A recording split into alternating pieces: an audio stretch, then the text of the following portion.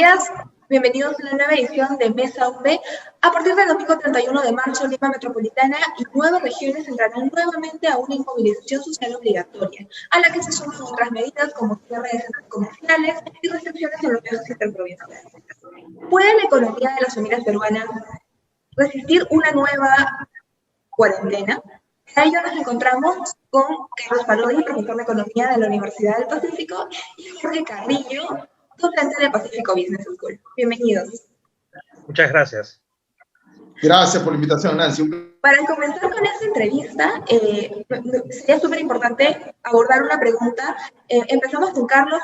¿Cuál sería el impacto de esta nueva cuarentena en las proyecciones de crecimiento de una economía que ya empezaba a estabilizarse? Muchas gracias, Nancy. Buenos días a todos. Antes de la cuarentena, la proyección de crecimiento para la economía peruana para este año fluctuaba, dependiendo de quién la hiciera, entre 8% y 11% en positivo. La cuarentena creo que va a ser muy importante porque las regiones que han sido sometidas a cuarentena estricta, es decir, las consideradas en extremo, digamos, peligrosas, representan el 70% de la economía peruana. O sea, en términos más simples, 70% de la producción del Perú se hace en esas 10 regiones que han sido cerradas como consecuencia de la cuarentena. El segundo elemento es que no sabemos si esto va a ser solamente por 15 días o por un tiempo mayor.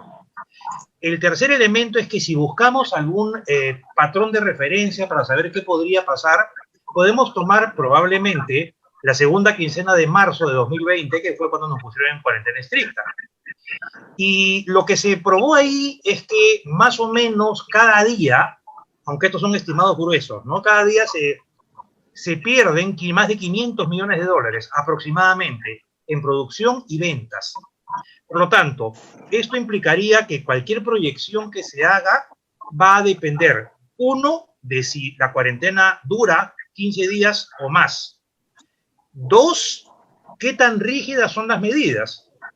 Y lo digo porque si se están repitiendo, como veremos más adelante, medidas similares a algunas tomadas durante la primera cuarentena que no funcionaron bien, como los bonos, por ejemplo, que lo veremos después, entonces se me ocurre que la proyección puede costarnos 1 o 1,5 puntos, asumiendo que sea un mes, digamos, la cuarentena estricta, ¿no? Es decir, no va a crecer 8, va a crecer 7. En lugar de 11, si es que si creciéramos 11, creces 10, ¿no? Entonces sí se afecta la proyección de crecimiento hacia la baja. Jorge, hablemos un poco acerca de las personas y el peruano de a pie. ¿Cómo impacta esta nueva cuarentena, ya no solo en la economía, sino también en los bolsillos de las familias, especialmente tomando en cuenta la forma en la cual se comportaron durante la primera cuarentena? Sí, mira, bueno, buenos días a todos, gracias por la invitación, un placer y un lujo estar al costado de Carlos, además, un gran amigo. Bueno, mira, en las familias hay dos efectos principales, ¿no? El primero tiene que ver con los ingresos y el segundo con los gastos. A nivel de ingresos, recordemos que más del 70% de nuestra economía es informal, con lo cual la mayoría de las personas al no poder salir de su casa a trabajar, no van a generar dinero para su familia. Entonces, en la mayoría de casos va a haber un impacto fuerte en los ingresos, por lo menos medio mes, si no es más, como decía Carlos, medio mes sin ingresos, ¿no? Tu sueldo mensual, tu ingreso mensual para gastar se reduce a la mitad. Y no solamente para los ingresos o los independientes, sino también para muchos, por ejemplo, que vivían con remuneración variable, ¿no? El mozo de un que podía sacar 1.000 soles en su sueldo, pero como 2.000 en su propina, hoy día ya no va a tener esos 2.000, porque va a recibir probablemente de repente el sueldo fijo y no más, ¿no? Entonces hay un efecto mucho más grande incluso que solamente los informales. Hay algunos pocos, sí, la verdad, que tienen sueldo fijo, trabajan en actividades que van a mantenerse, como supermercados, laboratorios, bancos, que van a continuar, pero digamos, en la mayoría de gente le va a pegar en el bolsillo. Y el otro lado son los gastos, donde tienes una, digamos, una dicotomía, y por un lado hay algunos precios que se van a incrementar, probablemente por especulación. Recuerda pues que la gente ya salió pues como loquita a comprar papel higiénico y víveres como si viniera el apocalipsis, y eso hace de alguna manera algún cierto incremento de precios. Pero más que nada yo creo que los que vamos a quedarnos en casa en la mayoría del tiempo, tenemos oportunidad también de ahorrar en algunos gastos, ¿no? Yo siempre digo, de pronto el hábito del consumo del peruano ha cambiado, y el hecho de estar implica que gastemos menos en transporte, comer afuera, en salir de noche, etcétera. Así que va a haber una compensación del menor ingreso también con un menor gasto.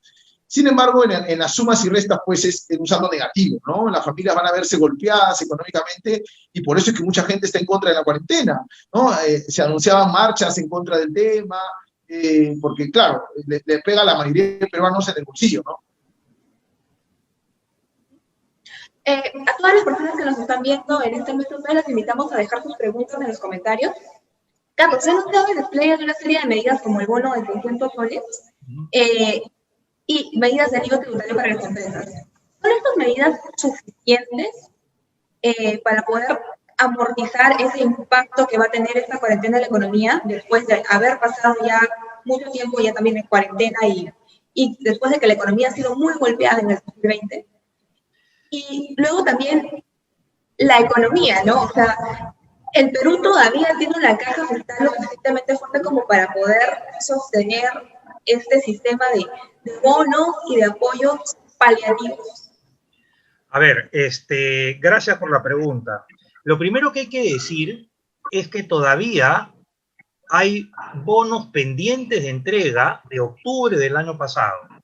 Es decir, hay aproximadamente 958.000 personas que todavía no reciben su bono que debieron recibir en octubre del año pasado. Doy este dato porque lo que esto muestra es que hay un tema logístico, un tema de gestión que hay que mirar con cuidado. Número 2, para entregar bonos necesitas que las personas estén bancarizadas. Esto es, que tengan una cuenta en un banco o en una caja para que el gobierno les deposite el dinero. Pero ¿qué nos dicen los datos? Que en Perú solamente 4 de cada 10 adultos tienen una cuenta en alguna entidad del sistema financiero. Por lo tanto, como no tienes dónde depositarles, yo sé que hay alternativas distintas al depósito, pero esa es la alternativa más o menos convencional. Entonces, ¿qué cosa puede pasar? Puede pasar que repitamos el error del año pasado, en el sentido que la gente vaya a hacer las colas en los bancos y esa cola supone aglomeración y por ende contagios. Salen del banco y van a los mercados, otra aglomeración y por ende contagios. ¿Y por qué van a los mercados todos los días? Bueno, porque de los 7 millones de pobres que Perú tenía en diciembre de 2019, no tenemos el dato todavía para este año, 6 millones no tienen refrigeradora. Entonces tienen que salir a comprar todos los días. Y no solo eso, sino que tras esta segunda fuente de contagio, van a casa y normalmente la gente, digamos, de bajos ingresos, vive en hogares hacinados. Entonces, si traes el virus a tu hogar, lo que originas es que contagies a otro. Por lo tanto, para que una cuarentena estricta funcione, lo que tiene que pasar es que hay que evitar que la gente salga a comprar o que salga a tener que trabajar, como dijo Jorge hace un momento, el informal, el independiente, por ejemplo. Pero ¿cómo hacemos eso? Dándoles dinero. Bueno, con el dinero van a tener que salir a comprar. Pero la alternativa a eso es entregar canastas alimenticias. Son 2 semanas. Esas canastas pueden ser entregadas por el ejército, por el sector privado, que además ganaría un tema de marca, ¿no? Imagínense, pues, una camionetita de la empresa X llegando a tal lugar de pobres extremos o de sectores de pobreza e informales, quien les entregue una canasta puerta por puerta. Sí se puede hacer. ¿Por qué una canasta y no un bono? O una canasta adicional al bono. ¿Por qué? Porque el bono lo que hace es que salgas de la casa. Y lo que tenemos que evitar para neutralizar los contagios es que no salgas. La única forma que no salgas y que no tengas razón de salir es que te pongan la canasta con alimentos, digamos, serían 2 canastas, una a la semana, que permita alimentar a tu familia y por ende no tengas que salir. Porque cuando se le entrevista a las personas de por qué salen, porque vivo al día, porque tengo que comer. Entonces, si tú evitas eso, sí sería posible y más efectiva la cuarentena, pero veremos cómo se dan los detalles, ¿no? Porque, para terminar, una cosa muy breve, ¿no? La ministra de Justicia anunció antier que la gente no fuera a hacer colas a los bancos porque iban a comunicar una nueva forma de entrega del bono. Pero hoy día estamos viernes, la cuarentena comienza el lunes y el que vive al día no puede esperar el lunes a que le comuniquen cómo va a ser. Es decir, tiene que ser ahora. Por ahí va mi idea. ¿Y tú crees, Carlos, que de repente también podría hacer, como mencionaste hace un momento, el tema de las marcas, una alianza ya un poco más entre públicos y privados para poder realizar estas donaciones? No solo de repente dependiendo de la filantropía, pero sí en coordinación mucho más triangulada con las empresas.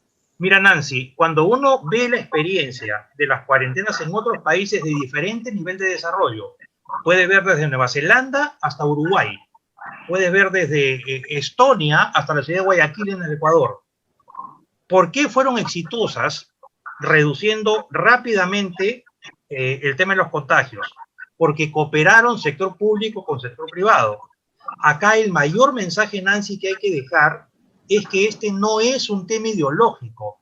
Están de por medio vidas. Tenemos que dejar las ideologías y los odios de lado y que se junten privado con público y que cada uno haga lo que mejor sabe hacer. Es fundamental eso. Entonces yo sí estoy de acuerdo porque la evidencia empírica así lo muestra, que la cooperación público-privada ahora es determinante simplemente. Jorge, ¿qué hábitos adquirieron las familias peruanas en la antigua cuarentena que van a replicarse en este segundo confinamiento? Mira, la pandemia, sí, claro, la pandemia y las múltiples restricciones como consecuencia de la misma ha cambiado, de hecho, los hábitos de consumo de las familias y la cuarentena que viene va a mantener esos hábitos nuevos que tienen las familias. A ver, vamos a ver. Por un lado, hay cosas que estamos gastando más y hay cosas que estamos dejando de gastar o reduciendo el gasto. Lo que estamos gastando más es, primero, temas de protección y cuidado de la salud, ¿no? Todo lo que es medicina, mascarillas, protectores faciales, termómetros, pulsioxímetros. La gente está comprando más eso dentro de su canasta, digamos, ¿no?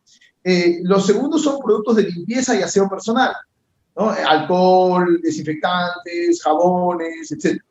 Y ya entrando a gastos un poquito mayores, lo que ha hecho las familias peruanas es gastar un poco más también, por ejemplo, en electrodomésticos, ¿no? Que es algo que no se preveía muy bien, pero al estar más tiempo en casa, te das cuenta que tu microondas está más viejito, o se malogra la cafetera, o el hervidor ya no sirve, y entonces tienes que empezar a cambiar electrodomésticos, o algunos productos de mejoramiento del hogar, ¿no? Remodelas, decoras, compras herramientas, arreglas cosas, ¿no? Ese tipo de gastos también se están viendo con más frecuencia, y el hecho de que exista delivery para muchos de estos productos va a mantener en este caso el consumo.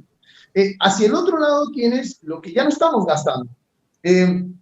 Por ejemplo, ahora con más razón en la cuarentena, no vamos a gastar en pasajes, ¿no? En lo que es transporte, gasolina, metropolitano, tren, combi, booster, mototaxi. ¿Y esto le está dando cierta holgura a las personas, a las familias? Bueno, de alguna manera, si bien es cierto que el ingreso te golpea, también te alivia el gasto, ¿no? No estás gastando tanto en movilizarte. Número uno. Segundo, estás gastando menos en comer en la calle, ¿no? Hay gente que tenía que comer algún menú en un restaurante porque su casa pues, no estaba cerca de su oficina, pero ahora pues con la cuarentena y el tema de trabajar en casa, la gente empezó a comer más en casa y con los toques de queda, con más razón, ya no comía en la noche en la calle tampoco, ¿no? Entonces, el comer en casa te suele costar entre, digamos, entre la tercera parte y la cuarta parte de lo que te cuesta un menú en la calle, un menú. Estoy hablando del plato a la carta. Entonces, hay un menor gasto en alimentación. Y el tercer tema es el tema de entretenimiento, ¿no? Ya la gente gasta menos y seguirá gastando menos por estas épocas en viajes, en cines, en teatros, en conciertos, en bares, en discotecas, en casinos, karaokes, ¿no? Todo lo que es entretenimiento que antes gastábamos, ahora redujimos el gasto y por estos 15 días pues simplemente no lo vamos a hacer, ¿no? Por último, también recuerda que se ha visto un menor consumo en ropa y calzado, ¿no? La gente ya no compra tanta ropa, tantos zapatos, zapatillas, ¿no? Yo me en broma decía, la gente puede pues, estar toda la semana con el mismo pantalón y nadie se da cuenta, porque te vende de la camisa para arriba. Entonces, hay un menor gasto que se va a mantener probablemente por esta cuarentena, más aún sabiendo saber cuánto va a durar, ¿no? Teniendo claro que esto puede extenderse y hay que ahorrar lo más que se pueda. Carlos, tenemos una pregunta del público. Claro. ¿Cómo ha afectado cómo ha afectado de repente la primera cuarentena y cómo va a afectar este segundo confinamiento los indicadores de pobreza? A ver, siguiendo con lo que Jorge ha mencionado, en la medida que durante estos 15 días o de repente más, la casa pasa a ser tu mundo, en el sentido que no puedes salir, de hecho, va a afectar a la pobreza. ¿Y por qué va a afectarla? Porque recordemos, un dato que creo que es importante. Del total de trabajadores en el Perú, se estima que más o menos el 60% vive al día. Pensemos, por ejemplo, en el taxista, que saca su dinero hoy y con eso su familia come mañana. De repente ese taxista no va a poder salir. Pensemos como en el taxista, como dijo Jorge en el caso del mozo del restaurante, en muchísimos ejemplos que van a tener que parar, ¿ok? Entonces, dependiendo de qué tan larga sea esta cuarentena y de la capacidad del gobierno de poder compensar a estas familias, la pobreza, por lo menos convengamos en algo, no va a bajar. Se estimaba que iba a subir de 22% en 2019 a 30% este año, y yo creo que el mejor escenario sería que se quede en 30%, porque temo que cuanto más se alargue la cuarentena, esa pobreza aumente. Por eso insisto en la necesidad de público-privado juntos para poder, digamos, viabilizar la vacuna, viabilizar las medidas que se deben tomar y que sean eficientes y efectivas, porque hay mucha gente que se va a quedar literalmente sin comer. Entonces, tenemos que actuar. ¿Qué medidas urgentes se deben de aplicar para frenar la caída del bebé? Medidas urgentes, como mencionaba hace un rato, si el bono va a ser lento, canastas alimenticias de manera inmediata, simplemente, aligerar de alguna manera, y esto creo que Jorge lo puede explicar mejor, las deudas que se tienen con el sistema financiero. Entiendo que se están postergando las deudas, pero también entiendo que mucha gente no se ha acogido a ese sistema de reprogramación de deudas, pero es importante. Alivios tributarios, es muy importante ahora, por ejemplo, que se vea la manera de apoyar a los comedores populares, que son instituciones, pues, entidades de base, que realmente cocinan para grupos de barrios. Es decir, la situación, Nancy, es de emergencia nacional. No es una situación simple. El Perú está en emergencia. Entonces, tenemos que poner todo a disposición para que la gente sufra lo menos posible.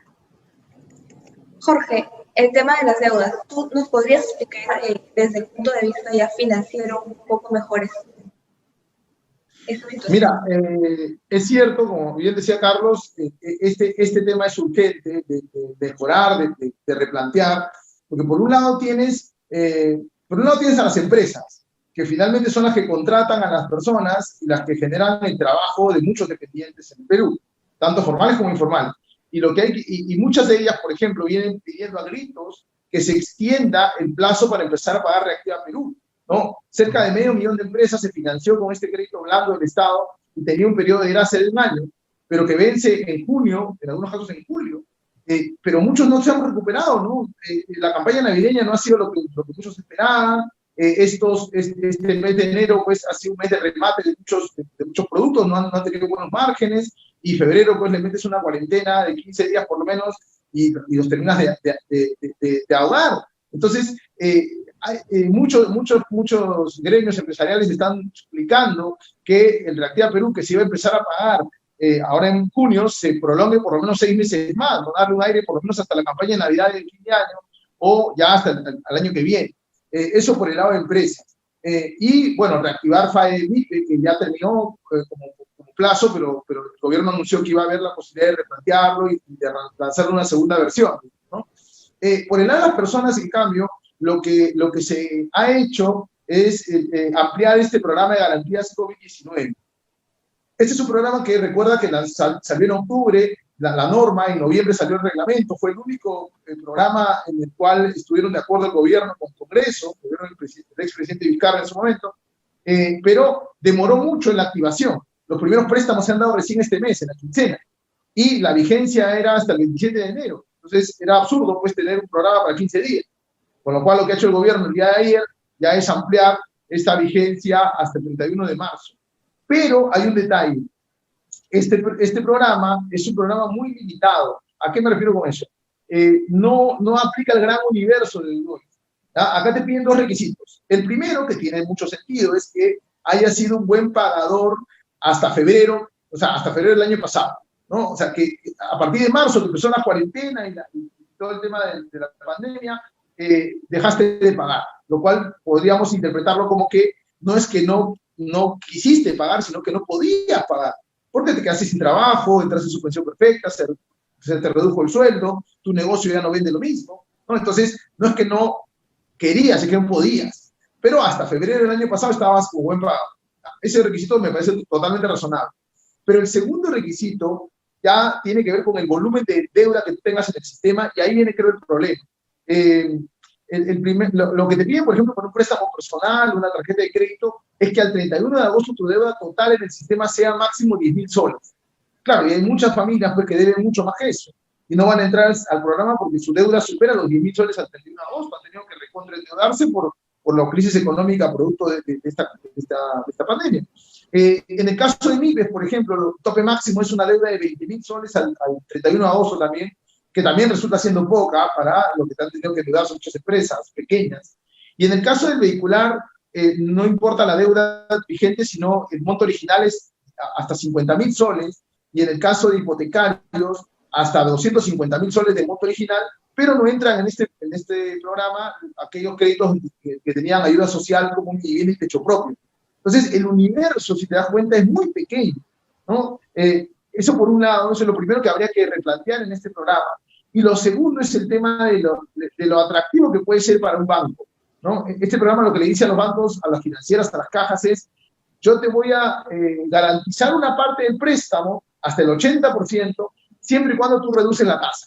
Y la reduces hasta en un 25% para beneficiar al cliente y dar una mejor cuota. Genial. El único problema, ¿cuál es? Que la cobertura del Estado arranca en la segunda, o sea, arranca después de de haber pagado la tercera parte del crédito. Es decir, en un préstamo a 36 meses, por ejemplo, durante los 12 primeros meses, la tercera parte, el Estado no cubre un solo. Si el cliente deja de pagar, el Estado no asume ninguna deuda. A partir del segundo tercio, recién el Estado puede cubrir entre 40 y 60%, y recién en el tercer tercio, en el tercer año, en mi ejemplo, puede cubrir el 80%.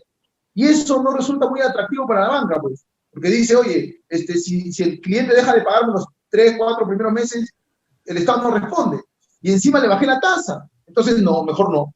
Y por eso es que de los 50 y tantas entidades financieras de bancos, financieras, cajas municipales y cajas rurales y pymes, apenas pues más de 20, ¿no? Menos de la mitad en realidad han entrado al programa, ¿no? La otra mitad, o más de la mitad, no les interesa porque no les es atractivo. Entonces, este programa creo que tiene que reforzarse para que pueda ser realmente algo atractivo para ambas partes, tanto para el cliente como para el banco, la financiera, la caja, y que pueda darle un alivio financiero a las familias, que es lo que se necesita en este momento, ¿no? Muchas gracias, Jorge. Carlos, ¿cómo es considerado el Perú fuera del país después del anuncio de este segundo confinamiento por la inversión extranjera? Eso primero, y luego, ¿cómo afecta esta situación también al valor de los bonos del Tesoro? A ver, respecto de la primera pregunta, pues afecta negativamente, ¿no? Sobre todo porque en el caso de Perú, si vemos las cifras hasta mediados de diciembre, más o menos, ya el número de contagiados y los que lamentablemente fallecían había bajado una barbaridad. O sea, ya era Perú considerado un país casi ya saliendo del problema de la pandemia, ¿no? Entonces, este súbito aumento y por ende las medidas del confinamiento sí generan incertidumbre, Nancy, y por ende postergan algunas decisiones de inversión que de haber seguido la situación como estaba antes, hubieran ocurrido. Y ojo, que a esto hay que sumarle el tema del riesgo político, ¿no? Porque tenemos elecciones en el mes de abril, nada está claro, hay muchas propuestas que son pues, populistas, que son peligrosas, y entonces tenemos un panorama que no es favorable para la inversión, ni de fuera, ni de dentro siquiera. Imagínense ustedes, si pongo un ejemplo muy simple, que una persona que tenía unos ahorritos, se compró su carrito sanguchero, por ejemplo, haciendo un esfuerzo enorme para colocarse en cualquier esquina de Lima o de cualquier ciudad de Perú y vender sus hamburguesas, sus panes con queso, lo que fuere. ¿Qué le pasó ahora? Imagínense que esa persona se haya endeudado. Ahora tiene que estar encerrada. Entonces, cuando dentro de 15 días, un mes, le digan, ahora sí vas a poder salir, ya no te creo, pues simplemente. Ya no te creo. Entonces, cuando en la economía se pierde credibilidad o se ve el futuro nebuloso, se postergan decisiones. Eso con la primera pregunta. Respecto a la segunda, ¿qué pasa con el valor de los bonos? Para que esto quede claro, los bonos son unos papeles, unos documentos que los gobiernos emiten y que ponen a la venta en la bolsa para endeudarse. Tú vendes un papel que dice, pues, esto vale 100 soles o 100 dólares, tiene determinada tasa de interés y determinado plazo, y lo vendes. Y quien te compra te da ese dinero, lo que dice en el papel, y se queda con el papel, ¿no? Y se supone que en el periodo de lo que dura el bono, digamos, luego tú le pagas a esa persona lo que te prestó más el interés. Entonces, ¿qué es lo que ocurre? Que cuanto más riesgoso se vea que el gobierno pueda cumplir con los bonos, o sea, pueda cumplir con el pago de la deuda, mayor tasa de interés van a exigir los que nos prestan el dinero comprando bonos.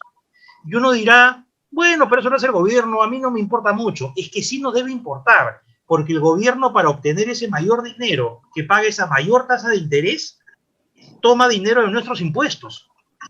Entonces, cuanto más crezca esa tasa y más caro sea endeudarse con el exterior vendiendo bonos o con el interior vendiendo bonos, mayor es la tasa, porque naturalmente el riesgo que tiene que asumir el que presta es más alto, ¿no? Entonces, sí nos puede afectar negativamente también. Jorge, cuéntanos. ¿Qué papel juega la diversificación de los ingresos en estos momentos de incertidumbre para las familias? ¿Qué recomendaciones tú les darías para poder llevar mejor su economía en un momento de tanta incertidumbre? Mira, algunos consejos muy prácticos, ¿ya? El primero, yo sé que para muchos es difícil, es quedarnos en casa, ¿no? No salir en la medida de lo posible. Yo sé que hay familias que tienen que salir para comer, lo cual es súper crítico, pero también es cierto que hay algunos que salimos simplemente porque estamos estresados y queremos tomar aire fresco, ¿no? Y no es necesario salir. Porque en la medida que uno no salga y se quede en casa, van a pasar dos cosas positivas. Primero, que evitamos el contagio, porque el contagiar cuesta, ¿no? Si te presentamos síntomas, puede costarte pues, desde 50 soles o tratarte de COVID hasta pues, miles de soles si necesitas una cama UCI y un balón de oxígeno por muchos días. Entonces, lo primero es evitar, para mejorar mi presupuesto, para evitar gastar más de la cuenta, es quedarnos en casa, por un lado, porque evitamos el gasto de contraer la enfermedad, y por el otro lado, que a mayor gente que se quede en casa, es mayor probabilidad de que dure 15 días y no más de 15, como podemos estar esperando muchos, y ya un poco lo comentaba Carlos, ojalá que sean 15, porque pueden ser más. ¿No? Eso, número uno. Lo segundo es hacer un presupuesto de emergencia. O sea, hoy día las familias tenemos que saber cuánto vamos a ganar en estos 15 días o en este mes, cuánto vamos a gastar, en qué gastamos, para ordenar un poquito la casa, ¿no? Para decir, oye, este es el gasto más importante, luego vamos con hay que ordenarlos, priorizarlos y empezar a gastar de lo más a lo menos importante. Lo tercero sería evitar comprar de más. Por favor, o sea, todavía han visto colas enormes en estos días, ¿no? En los supermercados, en las tiendas de abasto, que son para empezar un foco de contagio, como lo decía Carlos. Primero, número dos, pueden despresupuestarnos, porque imagínate que yo gastaba pues a la semana 200 soles en el supermercado, y ahora voy a gastarme 1000 soles, porque quiero comprar pues como si fuese el apocalipsis, ¿no? Y entonces termino gastando de más y usando probablemente la tarjeta de crédito, que son productos muy caros, que tienen tasa promedio de 50% para compras en establecimiento, ¿no? Innecesariamente, porque recordemos lo que nos pasó el año pasado. De los 107 días de cuarentena prácticamente no hubo desabastecimiento. O sea, los productos no se acabaron. Una que otra marca de repente ya no había, pero productos como tal, no hubo desabastecimiento, hubo reposición oportuna y no se acabaron las cosas. Entonces, no tiene sentido hacer colas enormes y llevar pues cantidades industriales de productos innecesariamente, ¿no? Y lo cuarto es reducir un poco los gastos en casa, ¿no?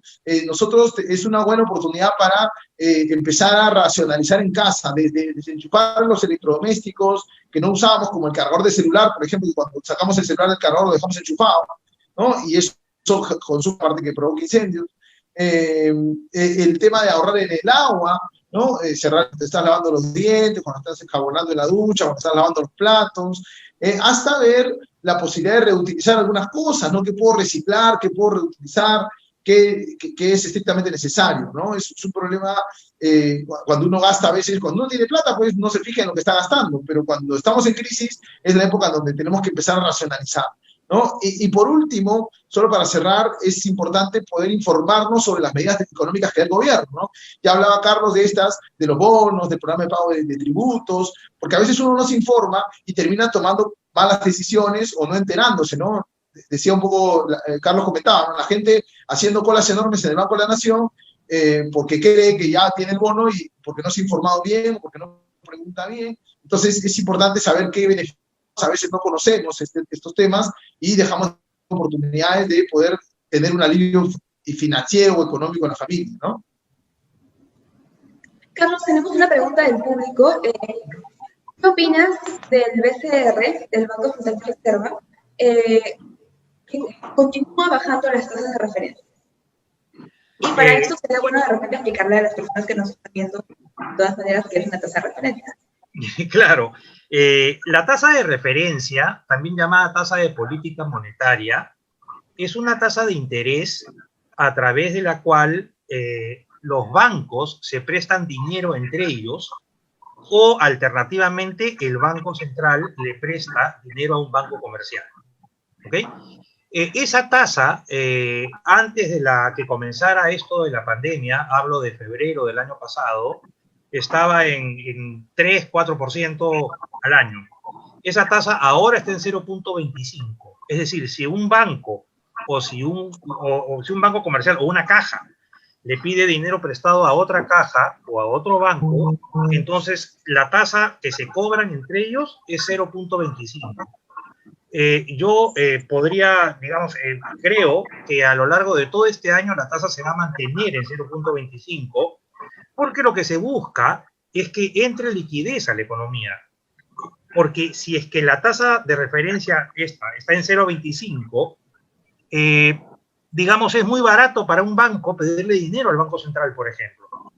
Y entonces, como es barato, la tasa de interés activa puede bajar. Pero ojo, esa tasa de interés va a bajar naturalmente para los clientes que han sido, como dijo Jorge, buenos pagadores, ¿no? Por lo menos hasta febrero del año pasado.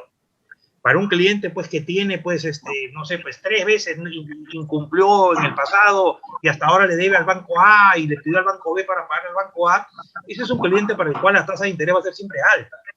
Hay que entender que la tasa de interés que los bancos nos cobran juega con el riesgo que tenemos como potenciales clientes, ¿no? Que la tasa de referencia está baja, se va a mantener baja a lo largo de este año, probablemente ya en 2022 otras condiciones cambiarán esa tasa, pero de eso se trata.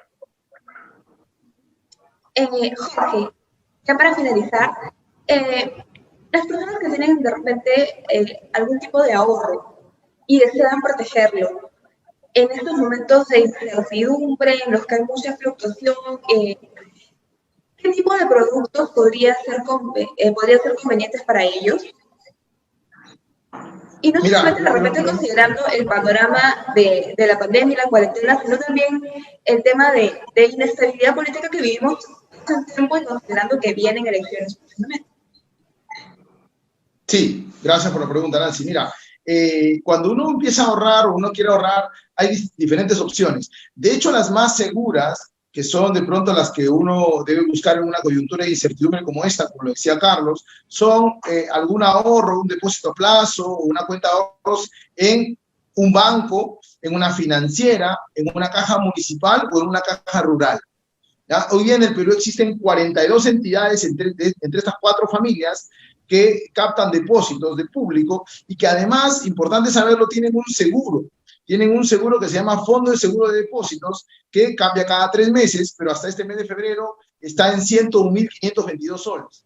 Es decir, ante el supuesto negado de que una caja o una financiera de repente quiebre, hay mucha gente que me dice, Jorge, con este tema del Congreso, que va a poner tope a la tasa de interés, de repente alguna caja quiebre, yo tengo ahí mi depósito a plazo, hay un riesgo, mejor saco mi plata. Y la verdad es que no es tanto así, porque cualquier banco, caja municipal o caja rural, de estas 42 que te menciono, si cualquiera de estas quiebra, este seguro me paga hasta ese monto. O sea, si yo tenía 80.000 soles y con intereses 85.000, el seguro en 2 meses y medio, máximo 3, me devuelve los 85.000 soles que yo había tenido incluido intereses. Entonces, en cualquiera de estas 4 familias de empresas o de entidades financieras, la plata estaba más segura, digamos, que en otro tipo de ahorros. La otra opción es ahorrar en cooperativas. Las cooperativas no son digamos, una mala opción, pagan mejores tasas, pero hay un detalle, la cooperativa no tiene este seguro. Las cooperativas tienen un seguro que recién se ha creado en julio del año pasado, que se llama Fondo Cooperativo, que va a ser de 10.000 soles para las cooperativas grandes y 5.000 para las chiquitas, y recién va a estar vigente de acá a julio de 2022, porque hay lo que se llama en seguros un periodo de carencia. Durante los 2 primeros años no tienes esa cobertura, y recién la han formado las cooperativas en julio del año pasado. Entonces, las cooperativas pueden pagar mejor tasa, pero no tienen este seguro, hay que tenerlo claro, ¿no? No digo que sean malas, hay muy buenas cooperativas, pero son 400 en el Perú, entonces no todas son buenas. Hay algunas que son buenas y otras que son, digamos, no tan sólidas como parece, y habría que dar una segunda vuelta antes de tomar otra decisión de invertir ahí. La tercera opción ya es invertir en unos instrumentos como fondos mutuos o aportes voluntarios a la AFP sin fin previsional, lo que llamaron en algún momento las AFP libre disponibilidad, o invertir en la bolsa. Pero ahí depende mucho de mi perfil de riesgo, ¿no? Recuerda que, por ejemplo, anteayer la bolsa se cayó por el anuncio de la cuarentena, ¿no? Digamos, en los primeros días del año empezó a subir por la expectativa. O sea, el invertir en fondos mutuos o en la bolsa o en la AFP implica mucha incertidumbre y mucha especulación. Puedo ganar como puedo perder. Y no sé si sea el mejor momento para apostar por la coyuntura, ¿no? O para entrar a mayor riesgo. Yo, si me preguntas a mí, mi perfil, yo prefiero ahorrar en temas más seguros, como un depósito a plazo, en una caja, en una financiera, en un banco, que hacer en el mercado de valores, sobre todo por la incertidumbre que no solamente la incertidumbre de las cuarentenas, sino la incertidumbre política, que es un año electoral, la incertidumbre internacional, ¿no? No se sabe, pues, si van a haber nuevas cepas, si van a seguir cuarentenas en otros países. O sea, esto es muy cambiante, y en ese escenario, pues, no sé si sea la mejor opción, pues, apostar por estas inversiones con riesgo, ¿no? Pero bueno, ese es un poco el panorama. Yo apostaría por un depósito a plazo en una entidad financiera que tenga el fondo de seguro de depósitos, como te comentaba, ¿no? Gracias, Jorge. Carlos, ya para finalizar, a puertas de un comicio y en un año electoral es súper importante de repente saber qué cosas deberíamos de considerar en los perfiles de los candidatos para de alguna manera saber que van en buen camino en relación con la economía. Y la economía muy vinculada en estos momentos a qué planes tienen también para poder contrarrestar los efectos de la pandemia. Mira, Nancy, para responder a tu pregunta podemos hacer una analogía con la construcción de una casa. Para que tú puedas construir una casa necesitas tener buenos cimientos y luego tú haces la casa encima. Entonces, casi independientemente de cómo quieras construir esa casa, necesitas que los cimientos se sostengan y se mantengan. Entonces, punto número 1, ¿qué significan esos cimientos? Significan estabilidad monetaria, Banco Central independiente, fundamental. Punto número 2, manejo responsable de las finanzas públicas. Esto es los gastos con ingresos que el gobierno tiene. El manejo del gobierno es parecido al manejo de una familia. Como explicó Jorge, todas las familias tienen ingresos y gastos, el gobierno también. Entonces, los gastos no pueden exceder mucho a los ingresos porque si no te tienes que endeudar bastante. Entonces, un manejo responsable apunta a tratar de cuadrar lo mejor que se pueda gastos con ingresos y endeudarte una cantidad no tan significativa. Esos son los cimientos de la economía. Luego, para que esos cimientos se manifiesten en la vida diaria de cualquier ciudadano que nos esté escuchando, se necesita hacer reformas para mejorar salud, para mejorar educación, para mejorar seguridad ciudadana, pensiones, etc.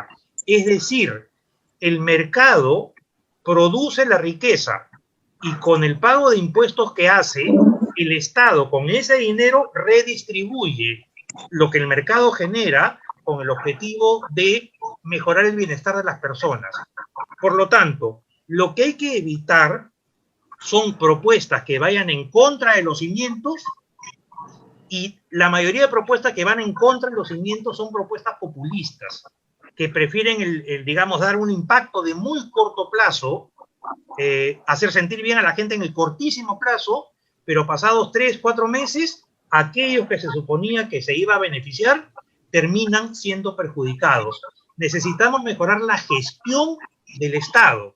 Eso es fundamental y ahí habría que escuchar a los candidatos. Entonces, preguntas simples. Pregunta 1, ¿va a mantener la independencia del Banco Central? ¿Sí o no? Nada más. Pregunta número 2, ¿cómo va a manejar las finanzas públicas? ¿Qué es lo que va a hacer? ¿Cómo va a hacer para aumentar los ingresos? ¿Cómo va a hacer para bajar los gastos del gobierno? Muy simple. Tercero, ¿va a hacer reformas? Si me dice sí, ¿en qué sectores? ¿Cómo? ¿Y cuándo? ¿Con cuánto tiempo de impacto? Para decidir la votación, Nancy, en mi caso, necesitaría respuestas a esas 3 preguntas. Y en el caso de lo que mencionas, ¿no? O sea, si me beneficia en muy corto plazo, posiblemente no sea una medida populista. No, pues no lo es. La evidencia empírica internacional y la misma evidencia empírica peruana muestra a lo largo de la historia miles de medidas que sonaban muy bien, pero que a la larga terminaban perjudicando a quienes iban a beneficiar. Solamente cierro, Nancy, con lo siguiente. Hay que tener en cuenta que la economía no es un acto de fe, no es un acto de magia, y las buenas intenciones están limitadas por lo que se puede hacer. Entonces, los candidatos tienen que ayudarnos a todos los ciudadanos a ser muy transparentes en este tipo de cosas y no prometer cosas para ganar votos y luego desilusionar por una vez más a la gente que votó por ellos.